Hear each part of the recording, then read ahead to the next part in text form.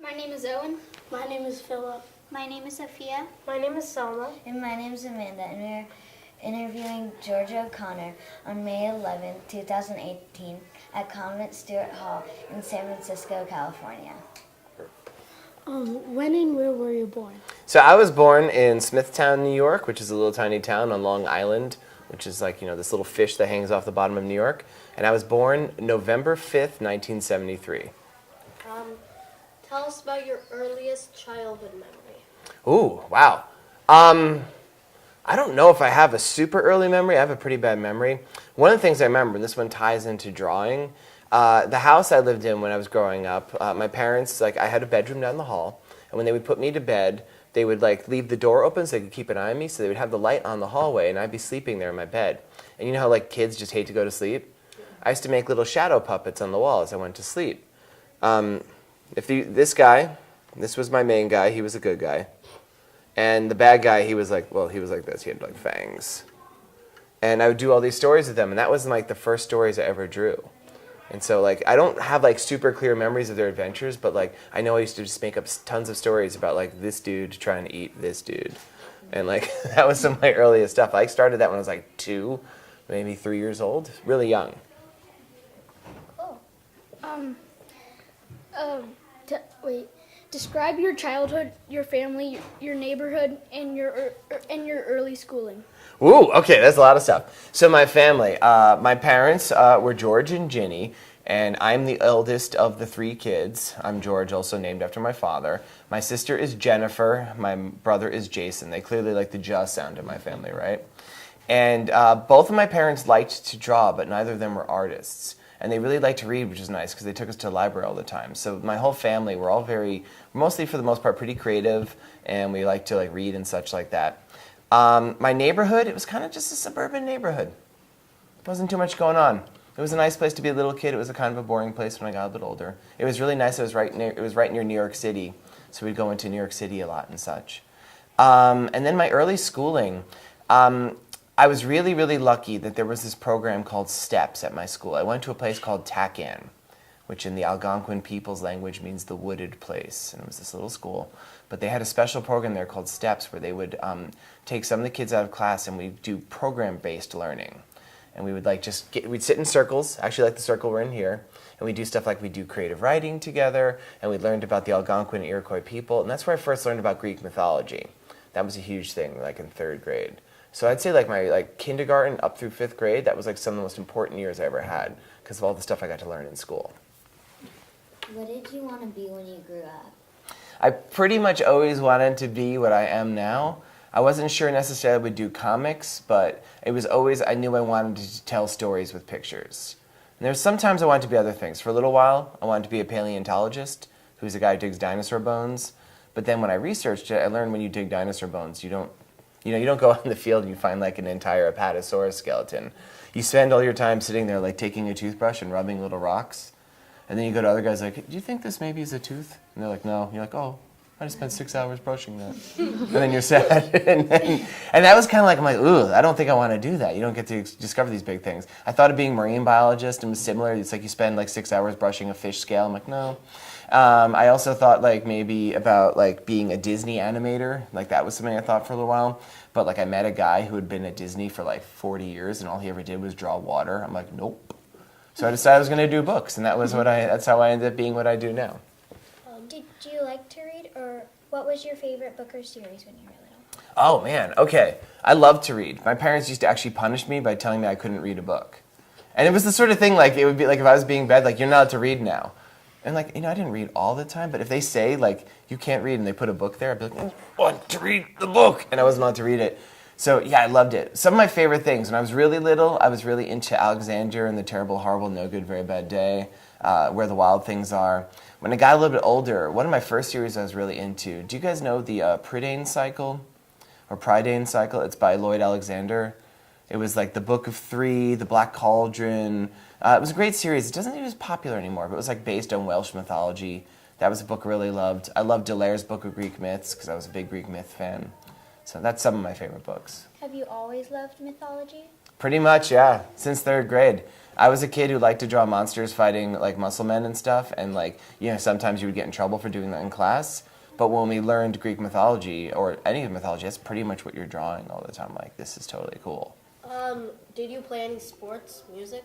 Oh, I played saxophone for about one semester and was terrible at it. I would play baseball a little bit. I wasn't great at it. I was pretty good at pitching. And like I still if I watch baseball to this day, I like to pitch. Like I like to watch the pitcher and stuff. But you know, once they started hitting me, I would get really, really nervous. You know, once like I would like throw a bunch of strikeouts, and as soon as somebody hit one, I was like, oh, I don't know what I'm doing anymore, because I was like a nervous little kid. What was your favorite subject in school? Oh man, I mean, I think the obvious thing to say would be art, but I don't think it actually was. I think it was probably either English, because I really enjoyed writing, and it might have been social studies, because I really enjoyed like learning history.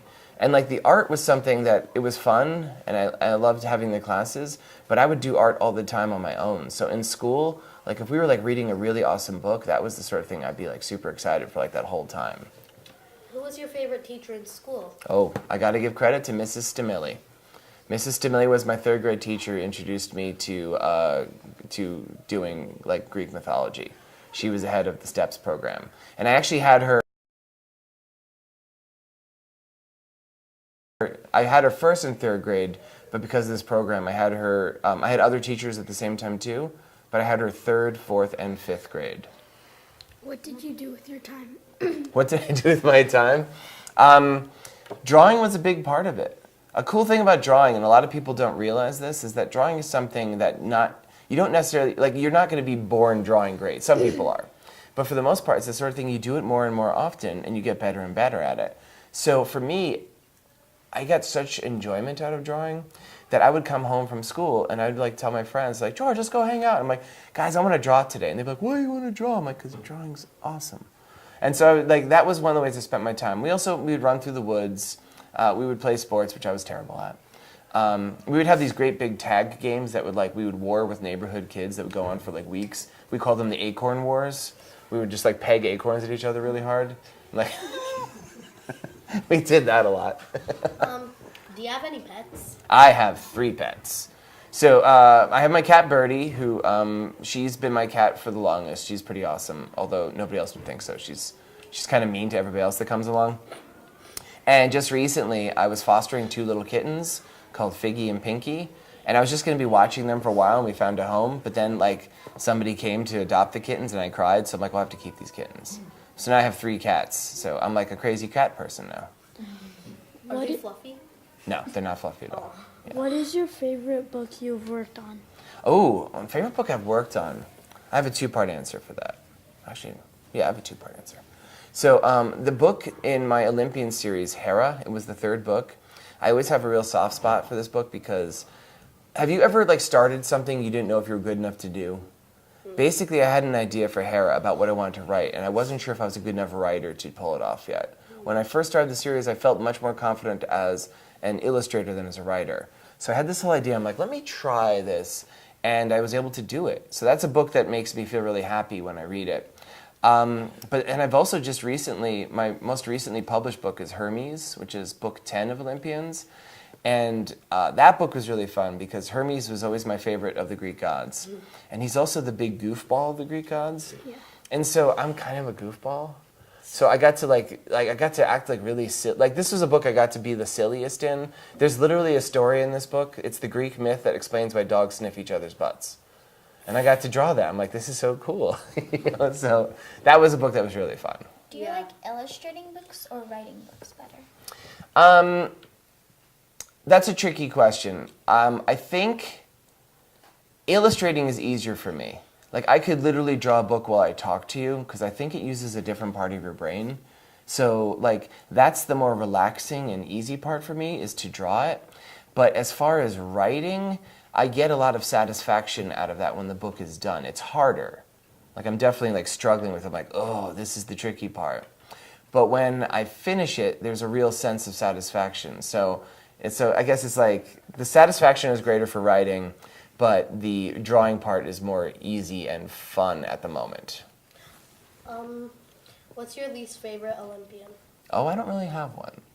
I used to I would have said Apollo, which is weird because Apollo, he's the god of music and art and poetry, and he should be nice. But his stories all end up with him horribly murdering people, or people like literally dying to escape him because he's kind of like a creepy monster. Yeah, but it's, after doing his book, I kind of had an understanding for him, and he became a really. Sometimes the best characters to write are the flawed characters, the ones who have big mistakes in their personality. That's why people like bad guys better a lot of times in stories. Apollo's not a bad guy, but he's just. You could kind of look at Apollo and go, "Oh, Apollo, you're just too sensitive, and you're not sure of yourself, even though you could bench press a mountain."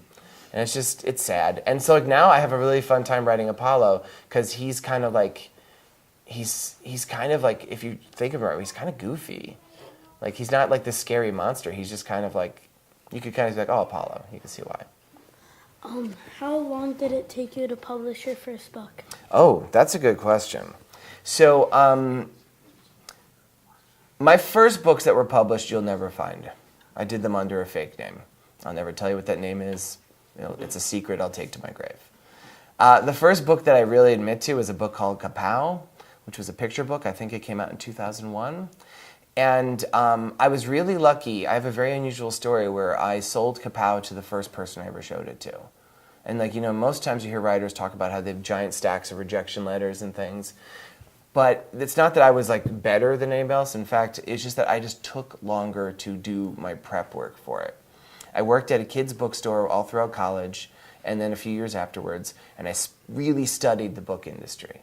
And I was like, okay, this publisher does this type of book, this publisher does this type of book, this is how you have to do a book. I learned who the editors were, I learned all this stuff. So most people, when they kind of try to sell a book, they don't know these things yet. And that's why they get rejection notices, because they just send it to everybody. For me, I'm like, this one particular publisher has this one particular editor who I know would like this book. I know somebody who knows him, so we set up a meeting, and I was able to sell the book right away. But that's very unusual. So on one hand, it took me overnight, but the more accurate thing is it took me 9 years. Because I did so much work in preparation for it. How did you get your ideas to write a book? So many ways. A lot of it comes back to when I was in 3rd grade, that class. A lot of stuff, or even younger, things I've always been interested in. I never do a book unless it's a book I'd want to read myself.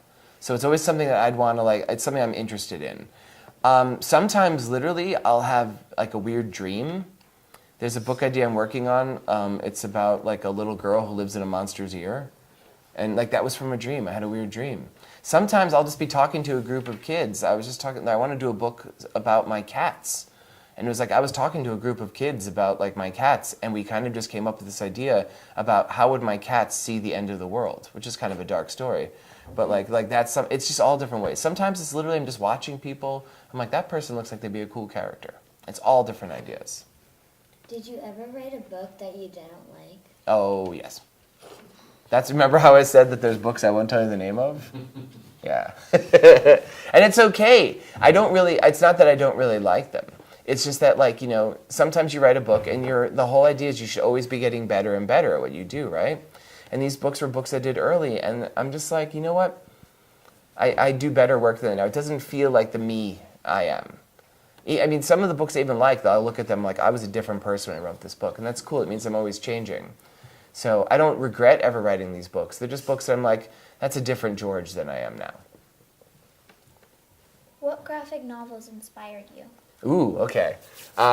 So some of the first stuff I got into, there was a guy named Walt Simonson who used to write and draw Thor, the Marvel Comics character. Yeah. That was a really big book for me. Do you guys know who Neil Gaiman is? He wrote the Graveyard Book and Coraline. I have that book. Yeah, it's great, right? So he writes that. He also did a comic series called Sandman, which was for adults. You guys shouldn't read it, but in a few years you could. Sandman was a book I really loved. Actually, the graphic novels of Coraline and Graveyard Book are books I love. The guy who draws those is this dude, P. Craig Russell. He's one of my favorite artists. He's so great. Do you guys know Hellboy? No. Hellboy is a comic by Mike Mignola. That's a series I really like. That guy, his drawing style doesn't look like mine, but his storytelling is something I take a lot from. He paces a story. His characters are they don't talk much. they'll kind of like, he does a lot of the carrying of the story just from people looking at stuff and things, which is something I like to do in my books a lot too. It's a cool thing about comics is that you can have, you could tell the story with the words, but you could also tell the story with pictures. So I kind of do both. And a lot of times, if you look at my books, you'll see like the characters won't actually say anything. It's just kind of like, Hera's making a weird face, or Apollo looks like he's going to murder somebody in the background. It's little details like that that you can't really do in other forms of storytelling. And that's the stuff I really like to do. Do you like to read graphic novels or novels better? Oh, it depends on my mood. Sometimes I'm reading a lot of graphic novels, and then sometimes I won't read a graphic novel for months. I'll just read novels. Right now, I'm in a novel reading phase. I'm reading a book called Circe by Margaret Miller. It's a Greek mythology book. Do you guys know who Circe is? I feel like I've heard the name, but is it like an enchantress or something? Yeah, she's a sorceress that lives on an island, and she's in the Odyssey. And she's especially good at turning people into other creatures. Pigs, especially, yeah. And it's kind of the story of her, and it's this novel I got, it's like so good. And it's just like, and she's just in the book now, she's learning how to turn people into pigs. And like the first time she does it, she's like looking at a guy, she just keeps making him like puffier and puffier, and then she makes his teeth come, and she's like, oh, he's becoming a pig. And she turns this dude into pigs. It's a really cool story. What is tips or advice you have for kids that read your books? Oh, for read my book? Oh, that's funny. It sounds like I have to warn them about my books. Don't get paper cuts. Those can be very painful. One of the things I would say, if like you read my books and you want to like do stuff like that, the best piece of advice I can give anybody is to get a sketchbook. And when I say a sketchbook, I mean a sketchbook, not a perfect work of art book. Take a book that's with you. Take it with you everywhere. Throw it in your book bag, keep it in your locker, in your car, wherever you go. And just have a sketchbook that you could make mistakes in. Because the best way to get good at anything is to make tons of mistakes. And sometimes people get so scared of making mistakes, like they're so worried. So many times people they're like little kids and they won't show me their drawings because they're embarrassed because they don't look good. I'm like, guys, you're not a grown-up yet. I'm a grown-up and I didn't do a good drawing until I was like 30. It takes a long time to do these things. You have to make a lot of mistakes until you get good. And so bring the sketchbook with you everywhere you go. And just draw on it every day. Just really quickly, really fast, make tons of mistakes. And never be embarrassed to share that. Because, like I said, it's a sketchbook, not a perfect work of art book. If you look at my sketchbook, you will see literally, I will have page after page after page after basically the same drawing. Because I draw it multiple times until I get it right. Because the first time there's a mistake, and the second time there's a mistake. Third, fourth, fifth, sixth time there's a mistake. Sometimes I get it right in the first time, but sometimes it takes me like 8 or 9 tries. But I'm just like, yeah, and I'll let people look at it because like, I make a mistake, but it's okay. Every time I do something, hopefully, I get a little bit better, and that's what I aim for. Have you read the Percy Jackson series? Only some of them. See, he covers a lot of very similar territory to me, so I don't want to read his stuff and accidentally steal an idea from him. We did an appearance together in New York City when House of Hades came out, where I got to interview him on stage. So in preparation for that, I read the first 4 Heroes of Olympus books, and I had previously read the first one, Lightning Thief, but I haven't read all of his stuff. Also, the guy writes like a book every 3 days, it seems. Like, how is he doing that and the Magnus Chase, and then he does the Egyptian ones, and then he does like the 39 Clues or whatever is the like that dude just like I think he's a robot. Yeah. They actually said, they were like, don't pour water on Rick Riordan. I'm like, why not? They're like, he'll short circuit. I'm like, what? And then they said nothing. That part's all a lie. Yeah, I read the Red Pyramid or something. Oh, the Red Pyramid, that's the one. Yeah, the dude has a lot of books. So yeah, the only ones I've read are those 5. What advice do you have for students who want to become an author? So we'll first do the sketchbook idea. Other ideas, show your work to people. You know how many amazing authors there are who write stuff and never share it? Just let people see it. And sometimes you're going to show stuff to people and they're going to be like, well, I don't know if that really works. But listen to them when they say it. Like, I have a group of editors and stuff, and I'll show it to like my girlfriend, and people will like look at stuff and like, well, that part doesn't work. And sometimes you get kind of bummed out because you're like, oh, but I really worked hard on that. But then, like, if you look at it for a little while, you're like, oh, that's actually pretty good advice. And sometimes, somebody will see something in your work that you don't see, and they might give you an idea that really works. That's a super like good thing, is to like, don't be afraid to share it. The other thing, this kind of ties in again to the sketchbook idea, write every single day. even if it's only for like a couple minutes. When I was in that class I was mentioning before, we started off every day in a circle, and the teacher, we had like journals we made, and we would just take them and we would just free associate writing. And just, it wouldn't be about anything. I remember specifically, I used to write the word moo a lot, because it would just get into my head, and I'd just be like sitting here in a circle, moo, moo, moo, and I'd start laughing because moo's a really funny word to me, and I just write random things. But doing that, just writing about anything, kind of makes your mind a little bit more free. You're not worried about, again, writing that perfect thing. So you just kind of write whatever thing comes to mind. Did you like illustrating Captain Awesome? Oh yeah, I mean I better. I think I've done 21 of those books, right? Captain Awesome, I've been drawing those for so long now. It's a really fun job to do that. And it's like those characters, I've drawn them so many times. Captain Awesome is a series of books about a little boy who pretends to be a superhero. And they've changed a lot. It's funny, if you take a look at the first Captain Awesome book to the last one, the characters look so different, especially the character of Turbo, who's the little hamster. That guy is like a completely different character. Now he's got his own series of books that I draw too. So like it's funny to see how these characters, you draw them over and over and over again, and they just keep morphing and changing. And I think that's maybe why I still enjoy that, because they've changed a bit. You know, it's like as I'm drawing them, my brain's like, you know what? I think Super Turbo he didn't have arms at first. He just had like little stubbins. Now he's got full arms and fingers and stuff, and like the characters have changed, and it just keeps it fun and fresh. When did you decide to be an author? I think I've always wanted to be an author. I was writing stories with pictures before I even knew how to write with words. And it was just a thing, it was always like, it's just, there's something that's so nice. You've probably all had this feeling when you're sitting there writing something and you just, for a little bit of time, you're not in your head, you're in this other place, these other characters, this other world. And that's such a cool feeling. And for me, whenever I've wanted to write something, it's always been, it was basically I was looking for a book that I wanted to read. Because it's like reading. When you read a good book, you're transported someplace. I wanted to find a book that of a certain type, and I couldn't find it because it didn't exist yet. So then I'd be like, I'm going to write that book.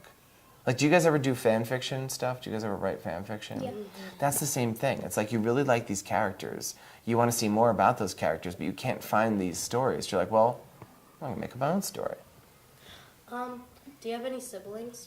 Yeah, I mentioned already that I have my brother and sister, Jennifer and Jason. My father remarried when I was an adult, and I have 3 little sisters there, too. And they are Kimmy, Kayla, and Cassidy. So, yeah, it's a pretty big family. Who do you usually dedicate your books to? All sorts of people. Sometimes there's the most famously, I dedicated my book Poseidon to the god Poseidon, because Poseidon keeps flooding my houses. And that's a true story. So I'm like, I have to dedicate this one to... I dedicated Hera to my mom. There's all different people. I don't know if I've dedicated a book to Birdie yet. Have I dedicated a book to Birdie? I have to dedicate a book to Birdie. Birdie's my cat. Oh. That she won't really appreciate it, though. She's like, meow, just feed me. Have you ever gotten stuck illustrating or writing a book? Yes. And here's some good advice. This ties into your asking about an author, right? If you guys ever get stuck, when people really get stuck on something, I discovered that a lot of times it's because you keep trying to do the same thing over and over again. Like, say, like, you're like, I don't know how to write this sentence. Well, let me keep trying to write the sentence. Let me keep trying to write the sentence. Let me keep trying to write the sentence. And your brain kind of keeps going through the same steps over and over again. You get hung up on it. So what I try to do, and I don't always remember to do this right away, unfortunately, but when I'm really stuck, I do something different. Sometimes I'll take a shower or go for a walk. Sometimes I'll chase my cats around the house. A lot of times if I'm writing, I'll draw something. Or if I'm drawing something, I'll write something. And sometimes when you do something else, it frees your brain up. It's not locked into that same path anymore. And then I'll finish whatever I was doing to distract myself. And I'll come back. Whenever that problem was, I'll just be like, oh, I think I got this figured out now. Sometimes I talk to someone about it. If I'm like, I'm having a real problem with the story, I'll talk it over. And as I'm talking, I will realize the problem that I was having, and I was able to fix it. What graphic novels inspired you? So, man, let's see. I was really into, it's not really a graphic novel, but do you guys know Calvin and Hobbes? Mm-hmm. Yeah. Calvin and Hobbes collections were something that were so big for me. I've read all this, I probably have all those strips memorized. And there were some other comic strips that were like that. Like I was really into The Far Side and another one called Bloom County. Man, some of the early stuff. I mentioned Sandman I was into. When I was a kid, I read a lot of like Marvel comics, and that like I was really into those. I liked. When I was a kid, the Justice League book was actually like a funny book. Like it wasn't like Superman wasn't in it, and like Batman was in it, but like it was like these funny Justice League guys, like Blue Beetle and Booster Gold and stuff, like these weirdos. And the book was really funny and weird, and I loved that book. That was a book that was a big inspiration for me. Oh, did you have an enemy? In my school, did I have an enemy? Yeah, probably. You know what's nice about being old? You don't remember the enemies anymore. That's the thing. Like, if I had an enemy, that person was such like they were probably being a bully or a jerk. And I know that there was definitely bullies, but I can't remember who they are because those people end up not mattering at all. Like, and I have a feeling if I were to go back to my school, I would still find that bully there. He'd be in like the hallway, be like, "Hey, what's up, guys?" But he's like this old man now, and like all sad and stuff. There was definitely some people who were like jerks to me, but I couldn't even tell you who they are. I couldn't even remember their faces, which is pretty awesome now I think about it. What do you wish we would have asked you? Oh, I know. It'd be like, "Hey, would you like this $7 million bill?" Here And you I'd, go. "Oh, thanks. Haha, see you later, suckers." No, I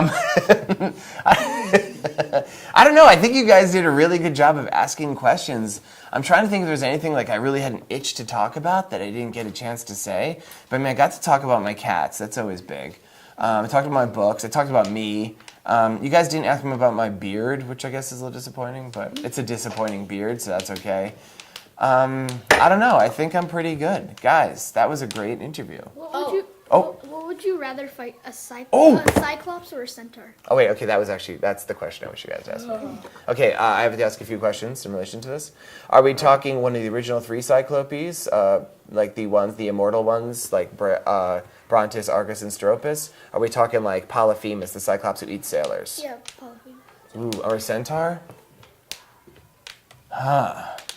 Am I trapped in Polyphemus's cave? Yes. Yeah, oh, then a centaur.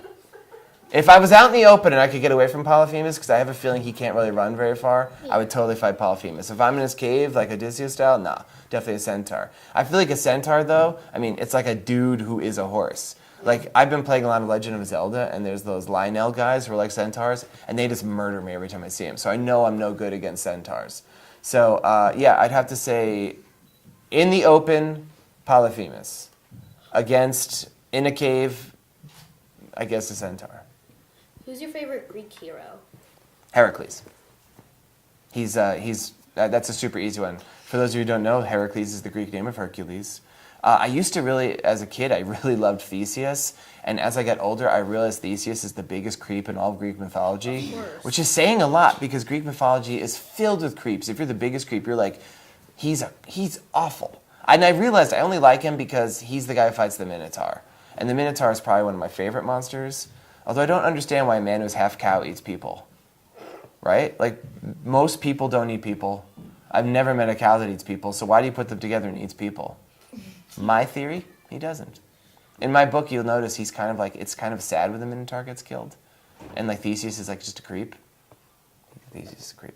What is a message you have for students around the country? Ooh. Research is awesome. Never be afraid to read up on a subject because everybody hates that part. Like, I have to go to the library and study. No, it's the best part. I'm a creative guy. I'm good at making up stuff off the top of my head, but like I'm so much more creative when I'm reading about something and get inspiration. And guys, don't be afraid to make mistakes. Make so many mistakes. Go out of your way to make mistakes, and don't be afraid to share. It's like, hey, look, I made a mistake, but that's okay because I'm learning. Because you're kids and you're supposed to be learning, and I'm an adult and I'm supposed to be learning, and not enough of us do spend enough time learning. So make lots of mistakes. What's your favorite animal? Why don't I know that? I kind of want to say cats. Top 5? I mean, it's probably a tiger, which is a type of cat. Yeah. I mean, everybody loves tigers, right? Tigers are awesome. Like, I mean, okay, honest question. This is kind of gross. You guys ready for this? If I could choose the way I died, it would be to be eaten by a tiger. Bear me out, okay? A tiger is going to kill you fast, right? They just run up, they grab you down, and they're like, come on, there's way more people than tigers, and I'd be happy, and that's a good way to go. I'd be happy to be eaten by a tiger. Don't go out of your way to do it. Like, if somebody's at home, like, I got a tiger for you. Like, no, I don't. I'm happy now. I don't need to be eaten just yet. But Do you like nonfiction books or fiction books? it depends on my mood again. Sometimes, like, I probably read more nonfiction than fiction. That's just something as I've gotten older. A lot of times because I'm reading stuff, like I was saying with the idea of research, I'm looking for things that inspire me. So a lot of times I'm reading nonfiction because it's something like that I'm wanting to learn more about. I'm also really good at like trivia games, so I like to read like little nerdy things and like, you know, like that's, I just say like weird trivia things. I'd probably read more nonfiction, but sometimes I don't think nonfiction normally transports me the same way. When I'm reading a really good novel, like that's just amazing, you know. Do you like signing books, or is it like annoying to? Man, if you're an author who doesn't like signing books, you're a bad person. I'm gonna look at the camera. If you're an author who doesn't like signing books, you're a bad person. Because, like, you know what signing a book means is somebody likes you enough and likes your books enough that they actually got a copy of your books, right? And then they came to you, they waited on the line, or, you know, found you, or whatever it is, and asked you just to put your name on a book. And if you're like, I hate doing this, come on. That's the worst thing in the world. And I like signing books so much, and when I sign a book, I actually, my signature is terrible. So I actually draw like a little picture of the god or goddess, or if it's a dinosaur, I draw a dinosaur. Whoever the book's about, I draw a little picture. Because, yeah, it makes it more special. Because, like, somebody taking the time out of their life to get a copy of your book signed, yeah, I'm very grateful for the opportunity to do that. Oh, Say thank you. Thank you so much. thank you guys. This was a really great interview. You guys asked some awesome questions. All right. That's a wrap. Awesome. Way to go, guys. Did you get them all? Fantastic. I think. Yeah, I guess if I thought about it, I guess I would have liked more like who would have won in a fight questions. I forgot So about do you that. want That's to try pretty to awesome. get one quick shot again of everybody together? That would be great. So let's. Are we gonna pose super seriously? Well, we'll do a couple. Let's do one pose where we're all kind of like we're doing this. Where's she going? Oh, sorry, the light. Are we good? Next pose. Silly? What's the next pose? Want to do the silly one? Silly.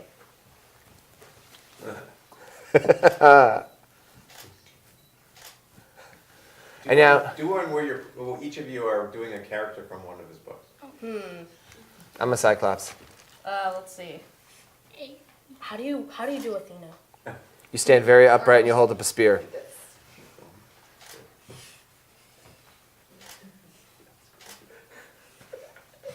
I can't see what these guys are doing because I have my eye closed. Give me a second. What are you guys doing?